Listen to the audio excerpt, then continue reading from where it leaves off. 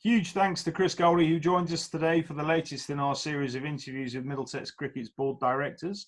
Chris, you previously served on Middlesex's executive board for a number of terms. You were voted back onto the board last year when we restructured the club board. How much are you enjoying the challenge of being back involved at the club again? Well, yeah, thanks, Fletch, for having me on, and thanks for giving me this opportunity to speak to our members. I'm delighted to be back, and I'm delighted to be back because I feel that, I have a lot to offer the club in terms of its partnership with recreational cricket, as well as my broader experience of the game from top to bottom. So it's happy to be back, and really pleased to be able to give them this opportunity to make a contribution again to Middlesex cricket.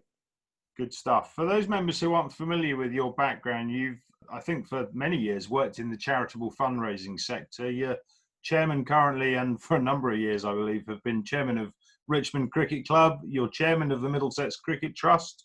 You've notched up 23 first-class appearances in a glittering cricket career. What are the skills, Chris, that you bring from that background to the board? Let's take them in reverse order. As a cricketer, I was lucky enough to be quite decent, and obviously joined Middlesex as a young man, having come up through the Middlesex system. So, the love of the county is embedded in my heart. But equally, I'm a realist. I wasn't quite good enough to make it all the way to the top, but maybe that's taught me a few things about what it needs to be a top-class cricketer. So I think from that perspective, I still offer a little bit of insight into the challenges facing young people trying to become professional cricketers. From a professional perspective, it's an area that we probably haven't tapped as much as we ought to have done at Middlesex. I'm a fundraising consultant by trade. I've worked across a variety of different sectors, including doing quite a big job for the MCC a few years ago. And, a lot of the work that we now do in the participation area could and should be attracting philanthropic funding. So there's something there that we need to work towards. The Cricket Trust role, I've been involved with the Cricket Trust now for 20 odd years, and we do have a plan to merge that or form a new Middlesex Cricket Foundation out of the old Middlesex Cricket Trust. And obviously, as the current chairman of the trust, I'm keen to make sure that happens and that we can come out the other end with a body that is very much a proactive fundraising body that's working for the best interests of all cricket in Middlesex, not the professional levels, but everything that happens below it. So I think there are sort of three primary skills, areas of expertise, things I've developed over a long time that will serve the county well. And I guess the other thing to say is that I've been involved from an administrative perspective with the county really since the mid-90s, when I was first involved with the old MCU and then on to the old County Cricket Club Committee back in the late 90s. So I've seen a lot. I've learned a lot. I've had huge roles to play in various things at different times, and that experience counts. And I think the final thing, just to add, I am Middlesex's representative on the MCC's Members and General Purposes Committee. And that, of course, gives me an opportunity to speak directly to MCC about our members' interests. I always make sure that I get briefed by Richard Goldie before we have an MCC M&GP meeting to see if there's been anything coming through from the membership, because I'm very much the mouthpiece of our Middlesex members when it comes to talking to MCC around membership matters. Chris, that's brilliant. Thank you for that. You joined the board as one of two recreational club director appointments alongside Eddie Villiers, who obviously we've already spoken to. As chair of the Recreational Sub-Committee, can you explain to our members what this group represents and what are the areas you've been working on over the last few months, which I'm guessing must have been enormously challenging amid the current pandemic? They have been, and I think, great credit to Katie Berry and her team, those that weren't furloughed, for working with all of the clubs across the county. We have 132 clubs that we work directly with, helping them to secure over £1 million worth of emergency funding to cope with, the very obvious loss of subscription income, bar income. The general costs of running a cricket club these days are very high, and while some of those have disappeared during the last few months because there's been no cricket, the reality is that for clubs to survive, they've needed every bit of help that they can get. And, Katie and her team have done a fantastic job keeping everybody on message. So, I think that's been the immediate challenge for the Recreational Committee. The long-term vision, I guess, is for us at last to truly embrace the recreational game at all levels. So we've formed a committee that has representation from men's Saturday League cricket and men's Sunday League cricket, from the women's leagues, the adult women's leagues, from the juniors, through the Middlesex Junior Cricket Association, to the umpires and scorers, through the Officials Association and coaches as well, so that we have a really broad representation of the various bodies in Middlesex that have very much a day-to-day management of recreational cricket at all levels within the county. Chris, Middlesex as a county is extremely diverse. To the west, we've got boroughs that are blessed with acres upon acres of open green space where your own club Richmond sits. Looking at those inner boroughs of London, there's an enormous shortage of facilities and lack of cricket pitches for people to play on. How challenging is it? You've talked about the desire to govern cricket at all levels across the county. How challenging is it for the club to do that, promoting interest and participation across all of the boroughs when there's such diversity and such a disparity with facilities available? Yeah, look, Fletch, firstly, I'll just pick you up. We don't govern recreational cricket. What we're there to do is help and support and advise and champion it, I guess, cricket at all levels across Middlesex. Coming on to the bigger picture, facilities is and will always be Middlesex's biggest problem. As you rightly say, there are areas of the county that have more open land than others. It doesn't necessarily mean it's always available. You know, where I am down here in the Richmond area, we have two wonderful royal parks. And as we know in Bushy Park, there are cricket grounds. But actually, you know, in Richmond Park, there are no cricket grounds and no plans really to have a cricket ground. And despite the fact there's acres of green space, I can't see it ever being, the royal parks ever allowing cricket to be played in a way that might help us to encourage participation. If we move into the inner cities, the challenge is a much more obvious one. You know, there aren't historic clubs. I think probably Hampstead is the club most central, certainly the club nearest to Lords. Pitches have been created in Regent's Park. Pitches have been created on Hackney Marshes. There are other areas of East London where, you know, cricket pitches have been laid down through non-turf pitches primarily. But the challenge you've always got is maintenance and upkeep.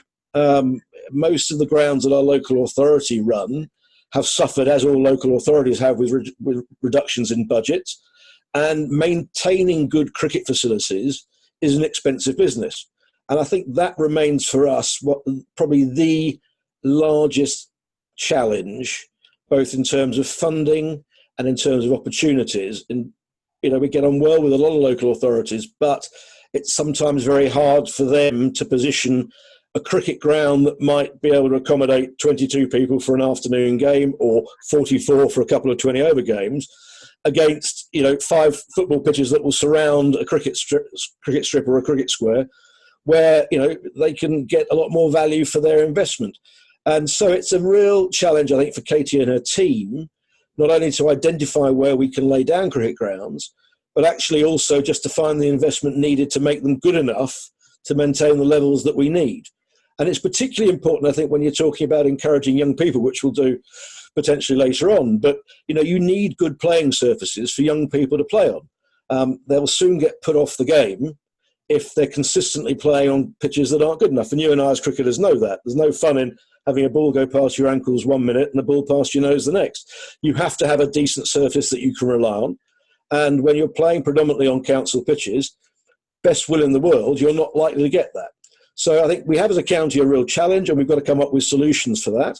There are some interesting developments around joint use of facilities, maybe some clubs who have less Sunday cricket now than they used to, being able to share facilities with some of the Sunday cricket that now goes on.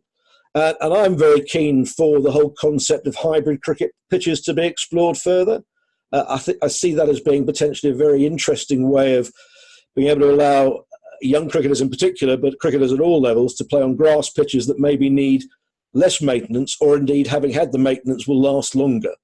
You know, I'm less bothered in so many ways around pavilions and bars and change room facilities and that sort of stuff. You know, they're all lovely things to have, but actually the most important thing for us is to give people the chances to play. And we know that across the county, we have thousands of people who want to play every weekend. And we've got to try and do our damn best to make sure that they have grounds that they want to play on and can play good cricket on, because that's really important. Couldn't agree with you more, Chris. To be fair, it's not often I've been cited as being a cricketer, so thank you for that. My pleasure. Chris, we talked about the diversity of the county. When I spoke to Marilyn this week, Marilyn Smith, for one of these interviews, she mentioned some of the less established and more informal leagues that are in operation across the county. There are a number of Asian leagues. There are many of them. Marilyn mentioned Caribbean leagues, and I'm sure there are plenty of others. Are there any plans, or is it even feasible that we could bring these clubs into a more formalised Middlesex cricket recreational structure, or is that just not on the plan? Oh, it's very much in the plan, I think, and actually a lot of it's already started to happen. So, historically, I've been around Middlesex club cricket since the 70s. We started a Middlesex County Cricket League in 1972 with just 16 clubs, and those 16 clubs, their first and second 11s played. The same, you play first and ones and twos once a season, home and away, every other year.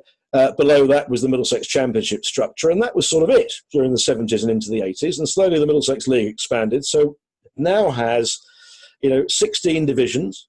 It brought in 3 or 4 years ago what was known as the 1987 League, which was the home very much of third, fourth, and fifth team clubs, teams at clubs. Now has somewhere in the region of 2,200 people playing every Saturday through those 16 divisions. It's a pretty phenomenal exercise, and this year would have been the first where the top division of the Middlesex Championship's been absorbed into the Middlesex County Cricket League. You've still got a Middlesex Championship below, and at the week on Sundays now you've got 2 primary leagues, predominantly from the Asian community, the Middlesex Premier League and the Middlesex Sunday League. So all in all, through Middlesex cricket, ignoring those clubs that play either in Surrey or Hertfordshire or out in the sort of home counties, Thames Valley region, there's the best part of 3,500 people playing organised club cricket, league cricket every weekend. Of course, what that also means is you've got a huge difference in standards between the very top and at the lower end. And that's not just standards of playing, it's also standards, as we've referred to before, of facilities. So you've got to strike the right balance, I think, when you look to integrate between providing top-end league cricket for those people who have ambitions either to go on to be first-class cricketers or maybe who have come out of the first-class game or have moved to London from university or have grown up with a club and they just want to play the best cricket they can, down to, say at Richmond where we have a 5th team, which is a very strong, robust side of guys who play together every week. But they're playing much more for fun. They love their cricket. They want to play cricket every week. They come to a club like ours because we can help them find the ground and we're part of a structure. But none of them have ambitions particularly to play up the scale. They just want to have a great Saturday afternoon playing cricket. So striking the right balance when you're looking to integrate is really important. There are other challenges. Obviously, one of the reasons Sunday leagues exist is because for some people Saturdays are not, you can't play on a Saturday. Whether that's work, whether that's other family commitments, whatever it might be. There are challenges around having everything done on the same day. So we've made great strides to integrate where we can, and I know there's ambition to do more, but it will take time. As I say, it's taken us almost 50 years to go from 16 clubs to 44 clubs in the Middlesex County League. At the same time, the game has expanded hugely from what it used to be to what it is now, and we've got to make sure that we can provide the right cricket for everybody at the right level on the right grounds on a consistent basis. To do that's going to take time, it's going to take investment, but it's something that we as a county believe passionately in, because not only does it provide cricket for anybody who wants to play cricket, it also obviously helps to provide the platform through which young people can move on and up the ladder and potentially even up to the very top of the professional ranks as Middlesex players. That's good to hear. Chris, talking about that ladder, I look at Angus Fraser as somebody that obviously born locally, schooled locally, played club cricket at Stanmore, worked his way into the Middlesex age group system, into the seconds, into the firsts, distinguished career as a Middlesex cricketer and an England cricketer. That pathway from grassroots cricket to club cricket, how well resourced are we as a county to provide that pathway? And whilst our guest members probably wouldn't want to see a team full of 11 Angus Frasers, we might be short of a run or two. I'm pretty certain they'd like to see a team full of local homegrown talent. Well, and the other thing, we wouldn't have enough turf left on the square if they all kicked the ground as much as Angus used to do in the old days. But no, bless Angus. Angus is a great example of actually how the system works. His commitment and loyalty to Stanmore still now. He's chairman, I believe, of Stanmore now. I first played against Angus, Richmond versus Stanmore, probably back in about 1983, something like that, 1984, a hell of a long time ago. And Angus and his brother Alistair have been fantastic servants of a club that, really has punched above its weight very often in club cricket circles. Coming back to the pathway itself, I could be critical and say that there was a period maybe 10, 15 years ago when it was quite narrow, when a lot of the selection of our youth sides was done during the winter or based on indoor nets. And yet we had, on the other hand, at club level, a huge expansion of the numbers of kids playing the game on a regular basis. That's improved enormously. Through the Middlesex Cricket Trust a few years ago, we put up some funding to introduce borough cricket. And I think borough cricket has helped enormously to expand the number of young people who are being seen by people associated with the county.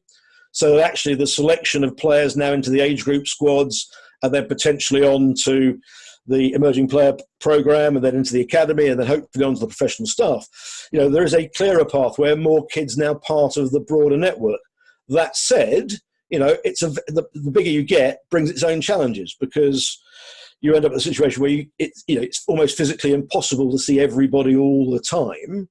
And whereas when I was one of the first of the sort of Middlesex cult system back in the 70s to get into age group cricket at the age of 13, and there weren't that many of us. And, it was quite easy for the county to run trial games of a certain generation, certainly ahead of, say, the under-19 selection.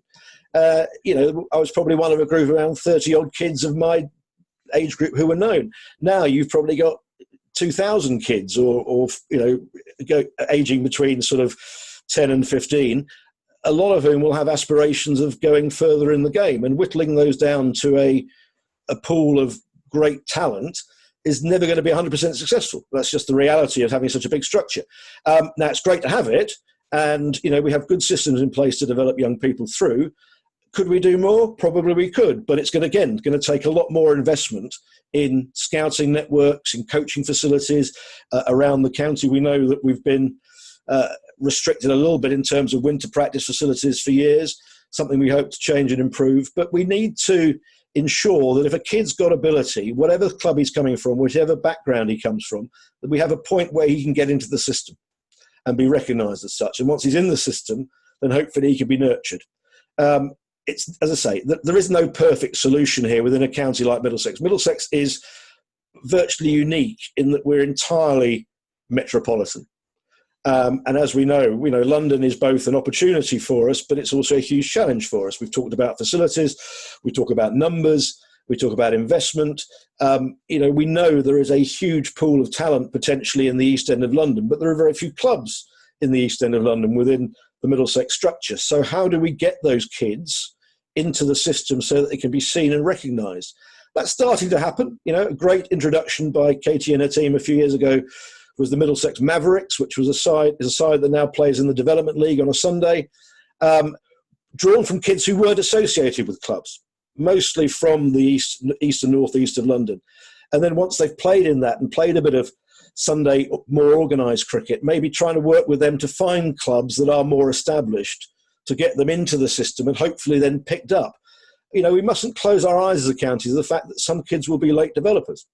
We only have to look at Sir Andrew Strauss as a great example of a kid who maybe wasn't being tipped for the top when he was 16, probably wasn't even tipped for the top when he was 20, but went on to be one of the great England captains and one of the great figures of our game and certainly of Middlesex cricket.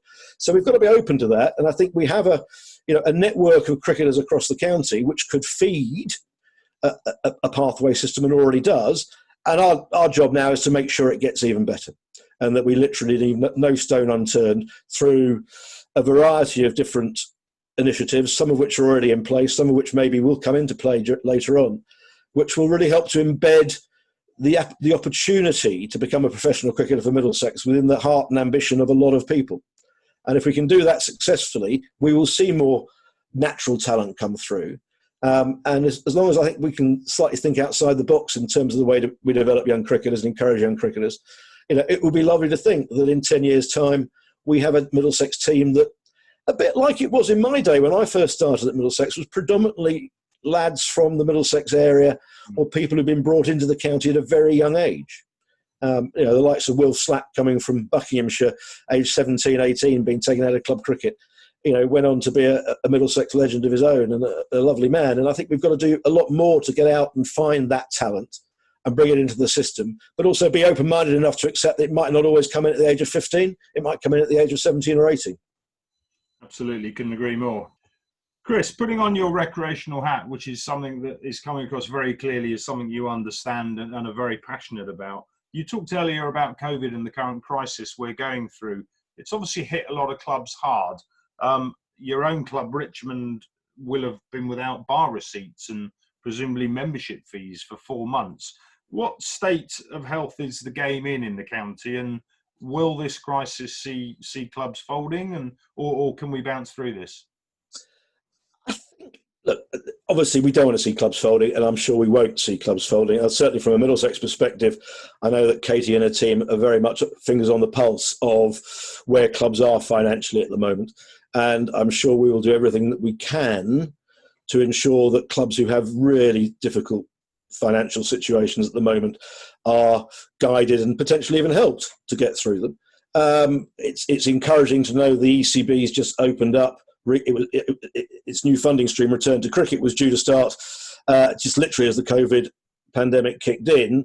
It shut down to deal with the emergency, but now it's just reopened. So that, I think, will give some opportunities to some clubs for some significant improvements. But coming back to the overall picture, I think clubs have, and I take my hat off to all of them, I think they've adapted remarkably well in terms of being able to cope with loss of income, lack of camaraderie, not being able to communicate as teams. We've seen all sorts of great initiatives from a variety of clubs, including my own, just in terms of staying in touch with members. Obviously, some clubs are luckier than others. Mine is a great example. Our parents, our junior parents in particular, have been terrific.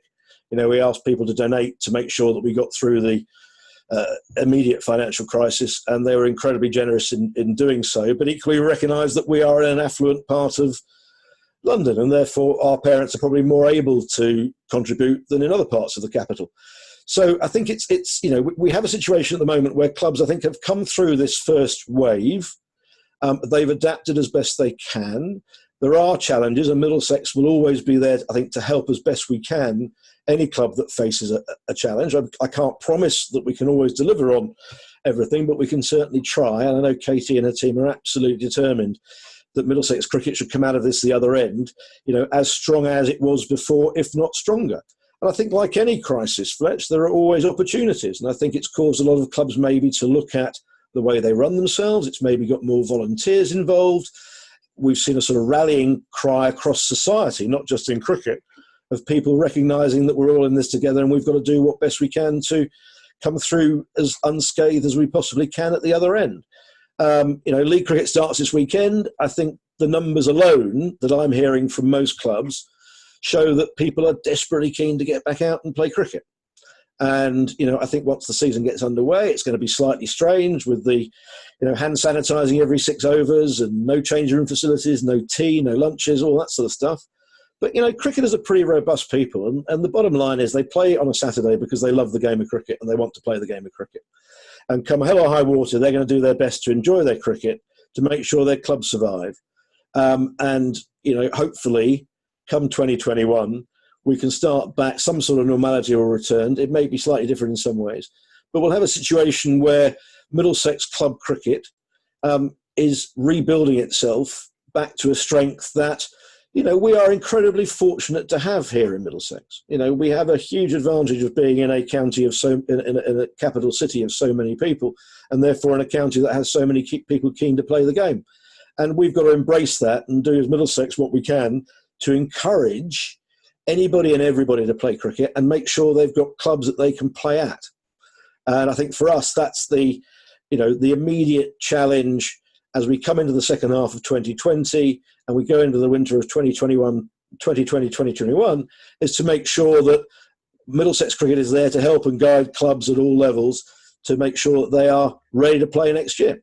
At the same time, obviously, as everybody I think knows, we have a fantastic participation programme through things like Chance to Shine, through All Stars, where we very much lead the way around the country in the numbers of kids who participate. We run a fantastic sort of schools programme, often untalked about. 40 plus schools now entering for state schools, entering competitions organised by Middlesex. There's lots of great stuff going on, and none of that, I'm not seeing any signs, and certainly from a recreational committee perspective, we certainly have no desire to see any of that fall away. If anything, we've got to make it stronger, and we've got to use these opportunities to make it stronger. Chris, that's really encouraging. So looking beyond COVID, as a recreational subcommittee, what are the focuses you're going to be next looking at? We're very lucky. So we've got very good representation of all sectors of the game on our committee. So we're going to try and deal with those things that we see are the immediate challenges. Clearly, I think, as everybody recognises, diversity in cricket is really important. So it's not just about playing, it's about volunteering, it's about harnessing the abilities of people to contribute on and off the field. So we want to look at where we can make a difference there. Can we encourage people who aren't necessarily going to be great cricketers to remain in the game as volunteers, be that umpires, scorers, administrators, whatever it might be? How can we work closely together to make sure that the traditional game in Middlesex sits comfortably and works with the non-traditional game? Where can we create opportunities? You know, this is a fledgling committee. It's there to offer advice to Middlesex cricket about what it may or may not do and potentially where it should or shouldn't invest its funds. And I think, you know, there are lots of great ideas. We've got to work our way through what the challenges are and come up with some solutions that are both practical and effective and financially viable. And, you know, if we can succeed in doing that as a recreational committee, we'll have really kick-started the whole concept of a greater participation or greater involvement between the old county club, and obviously a lot of the people watching this are members of Middlesex cricket, you know, and want to see success on the field year in, year out, as we've enjoyed in past years. But we've got to ally that with a really vibrant game at grassroots level. And whether the grassroots is 6-year-old kids picking up a cricket bat for the first time, or even the Middlesex over 60s competing on the national stage in the national competition, we've got to be there to support it. And the recreational committee is very much there to make sure that agenda remains at the forefront of the board's mind and at the forefront of the financial impact that the club can have on making sure the game thrives at all levels. Chris, that's wonderful. Thank you. I just want to finish off. You're a regular at Lords, you're a regular at Radlett, you're obviously a regular at Richmond. Wherever we're playing, you're always cropping up. Now that members can put a face to the name, I'm sure you'd be more than happy for any of them to stop you, and you're never short of a word or two. You'll happily share a coffee with them and have a chat on the Boundaries Edge.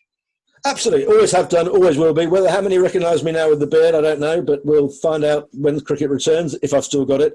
Look, I was lucky enough to play professionally at a time when there was probably greater interaction between players and members than there is now. And I was always taught that you treat everybody with respect, and you always, you know, you have time to have a word, and that hasn't changed now that I'm an old buffer watching, as it did when I was a youngster playing. So I was always delighted to be approached by members. As and when I'm there, I still work, so obviously I'm not at Lords maybe as often as some of my contemporaries are, but I do try and get there as often as I can, and equally at the outgrounds as well, if possible. So I would invite any member, as I know a lot of them have done over the years. Obviously I've been involved for a long time now, but you know, don't feel shy about coming up and saying hello and asking me a question. I'll always do my best to answer it.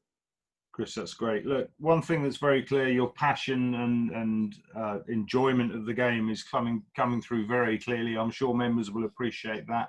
Huge thanks for your time today, Chris. Very informative, very interesting, and very much appreciated. Fletch, my pleasure. And so stay safe and well, everybody. And let's hope we get some great cricket over the next couple of months. Absolutely. Thanks, Chris.